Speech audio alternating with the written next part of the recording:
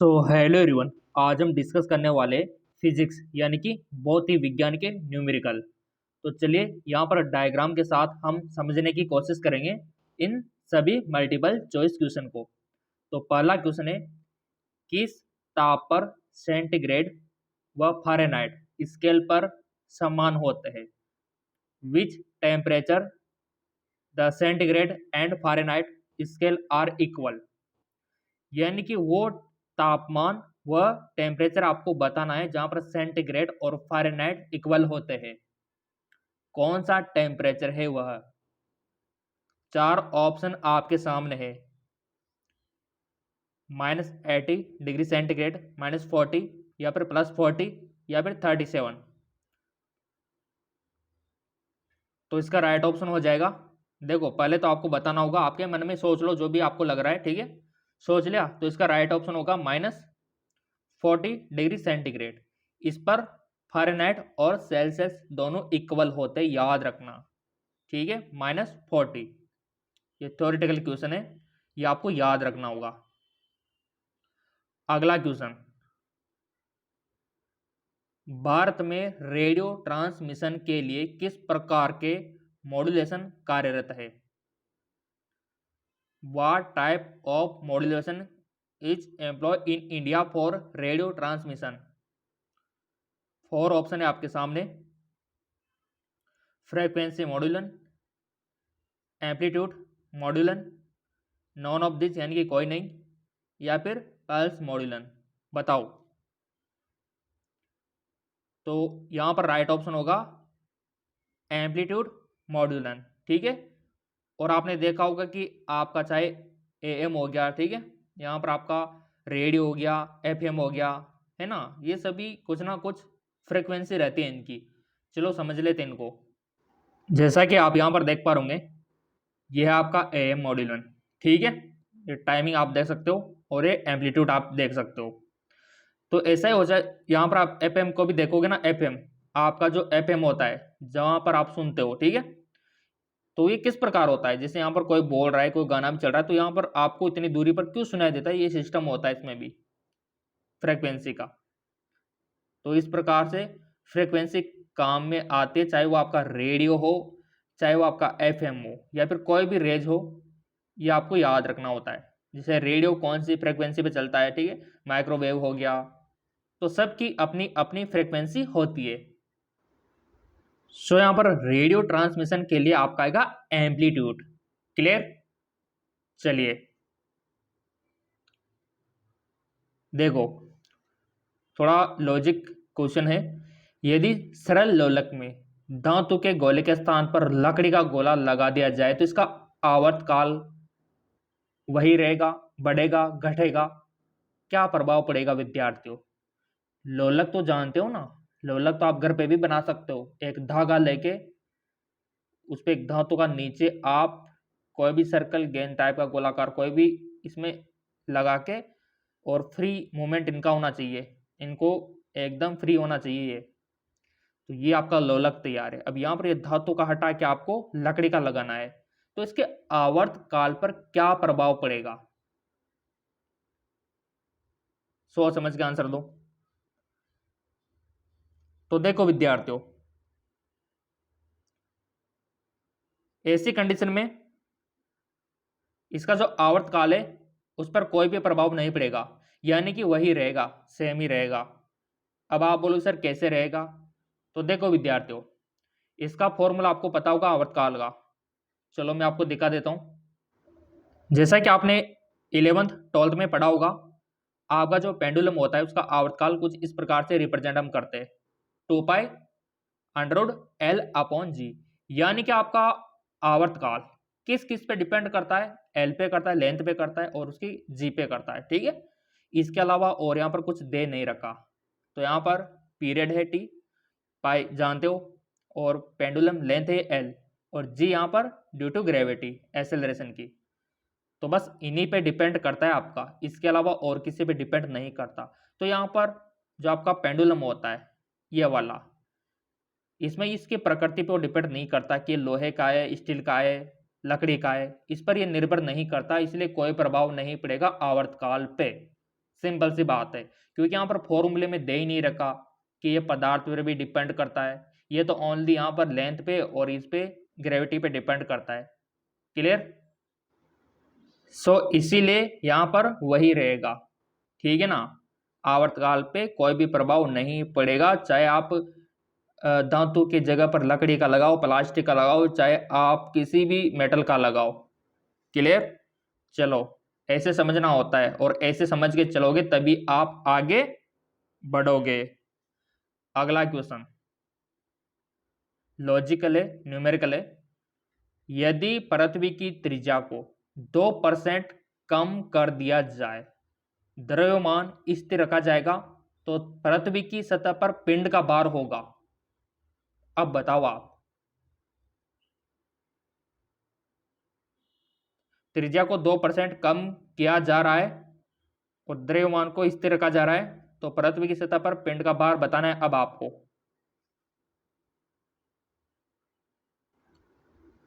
तो देखिए विद्यार्थियों, बहुत ही आसान है। यहां पर हम पृथ्वी की त्रिज्या को 2% कम कर रहे हैं। किसको? त्रिज्या को, यानी कि आर को।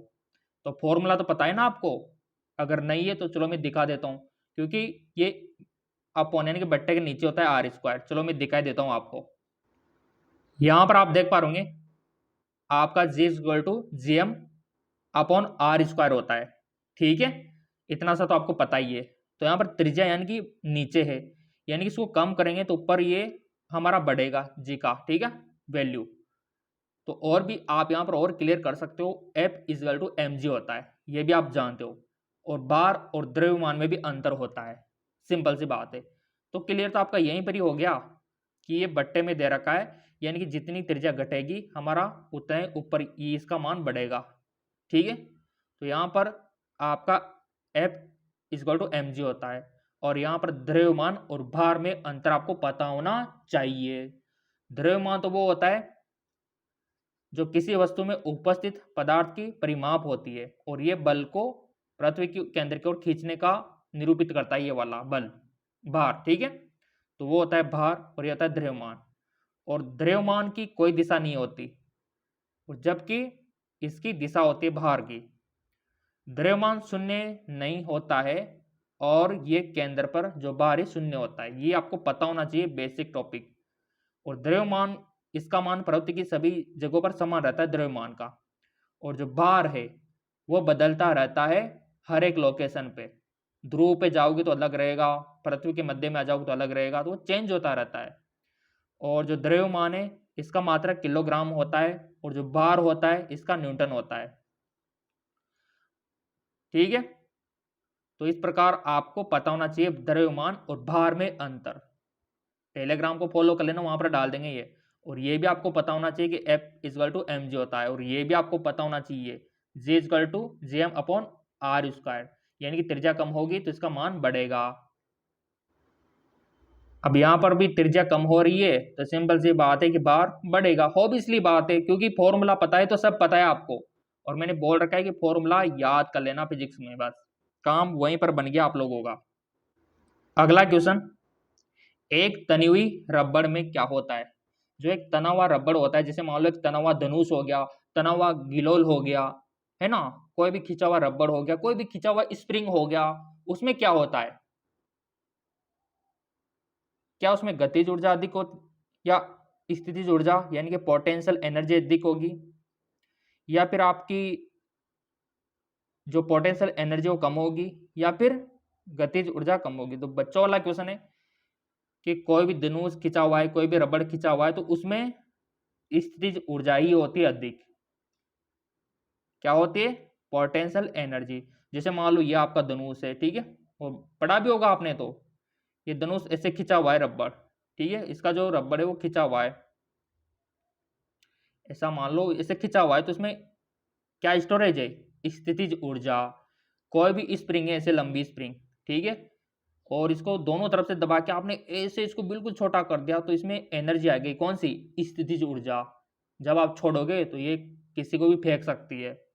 तो इसमें क्या होती है, कोई भी पदार्थ इलास्टिक होता है, उसको खींचते हैं तो उसमें स्टोरेज हो जाती है स्थितिज ऊर्जा, ठीक है।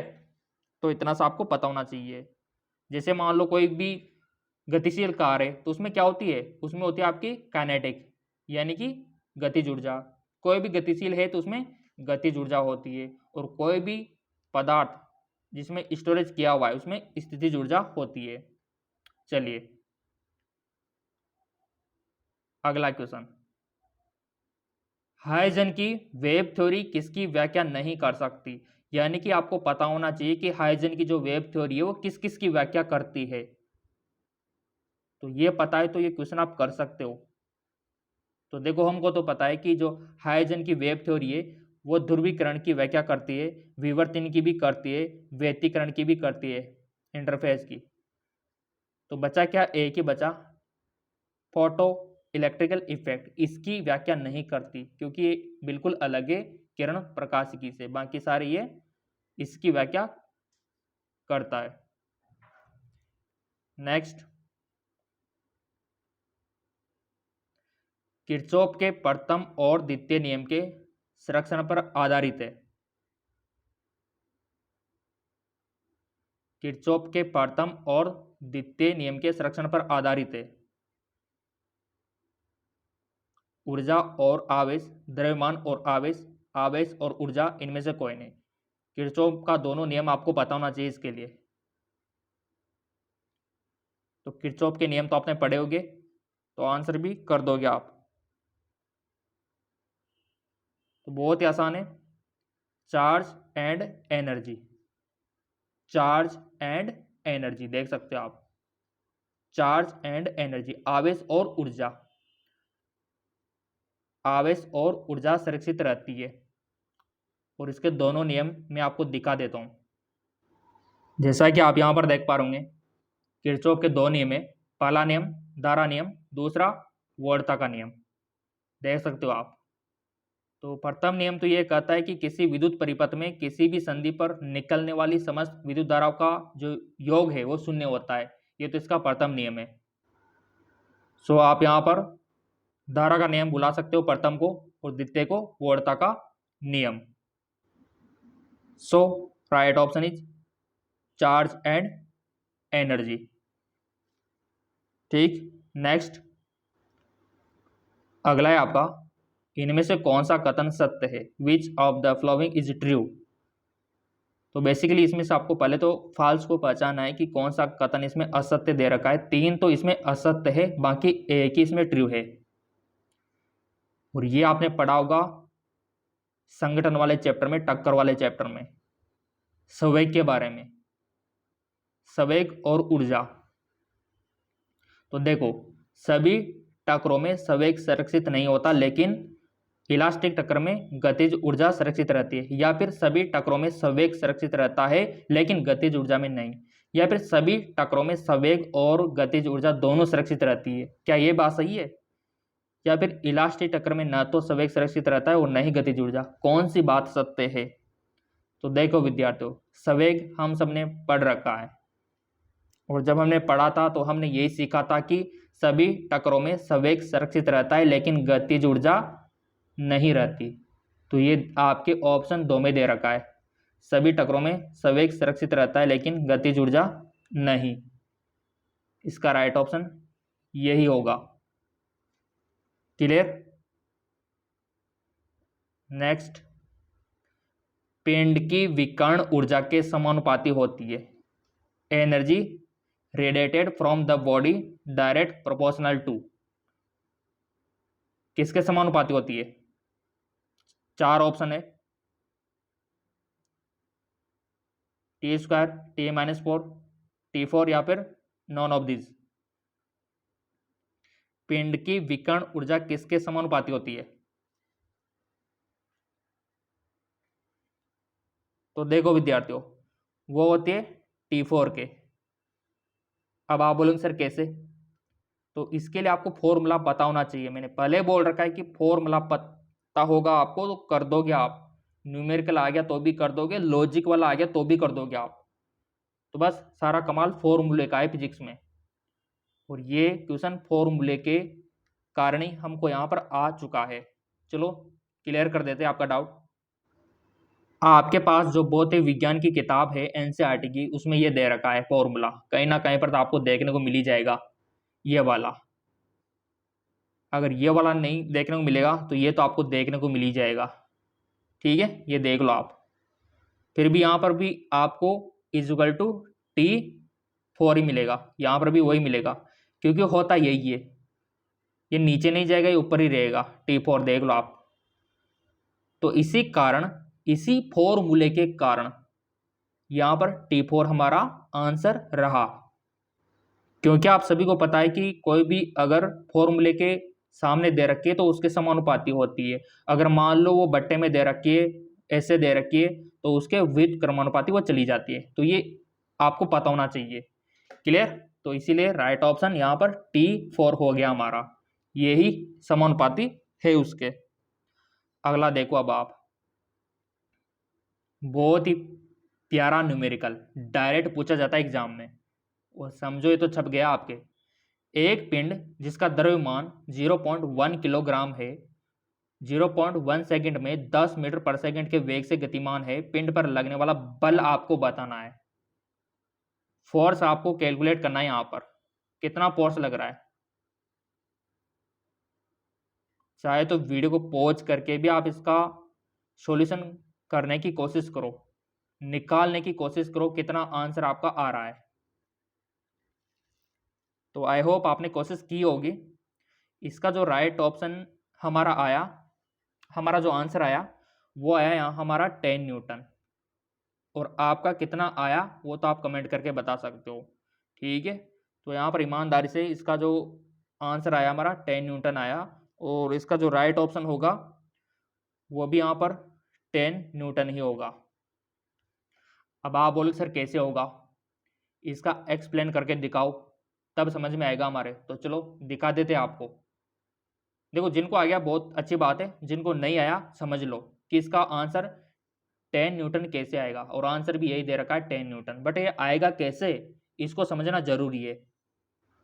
तो देखिए विद्यार्थियों, यहाँ पर जो क्वेश्चन में हमको दे रखा है, हमको मास यानी कि m दे रखा है 0.1। ठीक है, हमको वेलोसिटी दे रखी है v 10 मीटर पर सेकेंड, हमको टाइम दे रखा है 0.1। ठीक है, क्लियर? इतनी सारी चीजें हमको दे रखी है, तो यहाँ पर हमको a निकालना होगा, यानी कि एक्सेलरेशन हमको नहीं दे रखा, तो हम a तो निकाल लेंगे। तो यहाँ पर a होता है आपका a is equal to v upon t होता है, राइट? हमने पढ़ रखा है a is equal to v upon t होता है। तो v यानी कि वेलोसिटी कितनी है, वेलोसिटी देखो 10 है, तो यहाँ पर 10 फिलअप कर दिया। और t कितना है 0.1, तो हमने फिलअप कर दिया। तो जब आप इसको सोल्व करोगे तो हमारा 100 मीटर सेकंड स्क्वायर निकल कर आ जाएगा। क्या? एक्सेलरेशन यानी कि a। तो यहाँ पर हमारा a भी निकल कर आ गया 100। ठीक है, ये हमारा a भी निकल कर आ गया। अब हम जानते हैं कि जो बल होता है, इसका जो फॉर्मूला होता है वो होता है ma, होता है ना, पढ़ा है ना आपने। m इज इक्वल टू, इसको बोलते हैं माँ। ठीक है, ऐसे बोल सकते हो आप, ऐसे याद रख सकते, F इक्वल टू ma। ठीक है, तो यहाँ पर a का मान और m का मान दोनों हमारे पास है। तो यहाँ पर m का मान कितना है, ऊपर देख लो आप 0.1। तो यहाँ पर m का मान भर दो, और a का मान ये निकाल लिया था, इसको भर दो। और जब आप इसको सोल्व करोगे तो हमारा देख लो आंसर आ गया 10 न्यूटन। ऐसे आंसर करना होता है, और ये तभी होगा जब आपको फॉर्मूला पता होगा। बस आप फिजिक्स में फॉर्मूला लिख लो, जितने भी फॉर्मूले हैं सबको लिख लो, कोई भी नहीं रोक सकता आपको न्यूमेरिकल करने से। लॉजिक वाला क्वेश्चन आएगा तो भी कर दोगे, और न्यूमेरिकल आएगा तो भी कर दोगे। तो ये इसका सॉल्यूशन रहने वाला है। आई होप आपको समझ आया होगा। अगर फिर भी नहीं आया है तो कमेंट करके बता देना। चलो बढ़ते आगे की ओर। सो ये क्वेश्चन डायरेक्ट आपके बन सकता है। अगला, एक सीधे लंबे धारावाहक चालक के कारण चुंबकीय प्रेरण रेखा है, क्या तार के लंबवत होती है, सकेंद्रित होती है वृत्त, तार के समांतर होती है? बताओ कैसे होती है। मान लो कोई भी तार है, ये आपका तार है, ठीक है, ये आपका सीधा सा तार है, ऐसे निकला हुआ है, ये निकला हुआ है, इसमें लाइट प्रभावित है, आपके विद्युत धारा प्रभावित है। तो इसमें चुंबकीय क्षेत्र रेखा है, किस प्रकार उत्पन्न होगी? क्या इसके लंबवत होगी, क्या इसके सकेंद्रित होगी, क्या इसके समांतर होगी, कैसे होगी? पढ़ा होगा ना आपने विद्युत धारा का चुंबकीय प्रभाव। कि मान लो किसी भी तार में धारा बह रही तो वो चुंबक की तरह व्यवहार करता है, तो उसमें पैटर्न कैसा बनेगा आपका? तो वो बनेगा आपका सकेंद्रित। कैसा बनेगा? कॉन्सेंट्रिक सर्किल बनेगा। यानी कि सकेंद्रित का मतलब होता है जिसका एक ही सेंटर हो सभी वृत्तों का, 3 4 5 जितने भी वृत्त हैं उनका केंद्र एक ही हो, इस प्रकार का पैटर्न बनेगा। चलो इनको डायग्राम की मदद से समझ लेते हैं। जैसा कि आप यहाँ पर देख पा रहे होंगे, ये आपका तार है और इसमें विद्युत धारा प्रवाहित है, तो इस प्रकार का पैटर्न बनता है, इसको बोलते हैं सकेंद्री। ये इस प्रकार का, नीचे भी देख लो आप, एक्चुअल में अगर आप ऐसे तार लेकर ऐसे बखेर दोगे ना कुछ भी, तो वो पैटर्न इस प्रकार का हो जाता है, क्योंकि चुंबकीय क्षेत्र रेखाएं इसी पैटर्न में होती है। यहाँ पर भी देख सकते हो, ये आपकी सकेंद्री। यहाँ पर भी देख लो, ये आपका पैटर्न जो बना रही है विद्युत चुंबकीय रेखा है, वो कैसा बना रही है? सकेंद्रित। क्लियर? तो इसीलिए हमारा राइट ऑप्शन सकेंद्रित। ठीक है विद्यार्थियों, क्लियर? अब बढ़ते आगे की ओर। अगला है आपका वह पदार्थ जिसमें प्रत्येक परमाणु का चुंबकीय आघूर्ण शून्य होता है। फेरोमैग्नेटिक, डायामैग्नेटिक, फेरीमैग्नेटिक या फिर आपका पैरामैग्नेटिक। बहुत ही सिंपल क्वेश्चन पूछ लिया है, तो डायरेक्ट आंसर आना चाहिए। तो चुंबकीय आघूर्ण शून्य नहीं होता है, कहलाता है वो तो हर किसी को पता है, पैरामैग्नेटिक। ठीक है, पैरामैग्नेटिक में नहीं होता, याद रखना। किसमें? पैरामैग्नेटिक। और आपको पता होना चाहिए लौह चुंबक तत्वों के बारे में, डायामैग्नेटिक के बारे में, फेरीमैग्नेटिक के बारे में।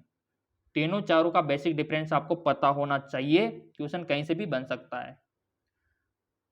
अगला, किसी नाभिक की औसत बंधन ऊर्जा प्रति न्यूक्लियन का क्रम होता है। तो बच्चों वाला क्वेश्चन है, डायरेक्ट अगर ये क्वेश्चन आ जाए तो आपको करके आना है 8 मेगा इलेक्ट्रोवोल्ट, जो कि आपके दे रखा है ऑप्शन 2 में। ये करके आपको आ जाना है। ठीक है, अगला क्वेश्चन, एडी करंट के बारे में तो आपने पढ़ा होगा। एडी करंट भंवर धाराएं। ठीक है, तो भंवर धाराएं किससे उत्पन्न होती है? ऑप्शन है इलेक्ट्रोमैग्नेटिक ब्रेक्स, या फिर आपका इंडक्शन फर्नेस, या फिर स्पीडोमीटर से। तो ऑब्वियसली बात है, यहाँ पर जो भंवर धाराएं उत्पन्न होती है वो हमारे इलेक्ट्रोमैग्नेटिक ब्रेसेस से भी होती है, और इंडक्शन फेरनेम से भी होती है, और स्पीडोमीटर, आपका जो स्पीडोमीटर होता है उससे भी होती है। यानी कि कुल मिला के सभी से होती है। तो हमारा right option all of this.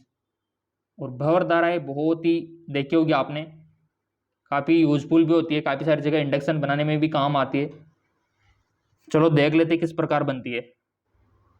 जैसा कि आपको पता होगा कि जो चुंबक के दो ध्रुव होते, नॉर्थ साउथ, उनके बीच में किसी मेटल को मूवमेंट कराया जाए तो हीट होने लगता है, क्योंकि उसमें भंवर धाराएं बनने लगती है।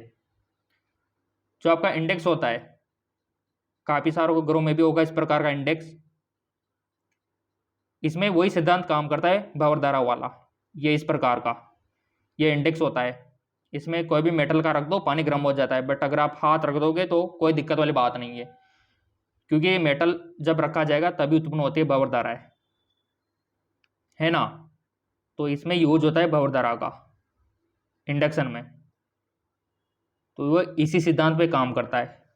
तो ये तो वैज्ञानिकों की खोज है, इस प्रकार उन्होंने मूवमेंट कराया तो हीट हो गई, हीट हुई तो उन्होंने सोचा क्यों ना हम इंडेक्स बना दे, तो ये इंडेक्स लॉन्च कर दिया। तो साइंस दिन ब दिन तरक्की कर रही है। ठीक है, तो आई होप आपको समझ आया होगा। सो इसीलिए हमारा right option all of this. और ये जो पीडीएफ है ये आपको एमकेएस एकेडमी ऐप पर मिल जाएगा, डाउनलोड कर लेना आप। एमकेएस एकेडमी ऐप का लिंक नीचे दे रखा है डिस्क्रिप्शन में, और टेलीग्राम का भी नीचे दे रखा है, तो जाओ डिस्क्रिप्शन में लिंक दिया हुआ है, फॉलो कीजिए।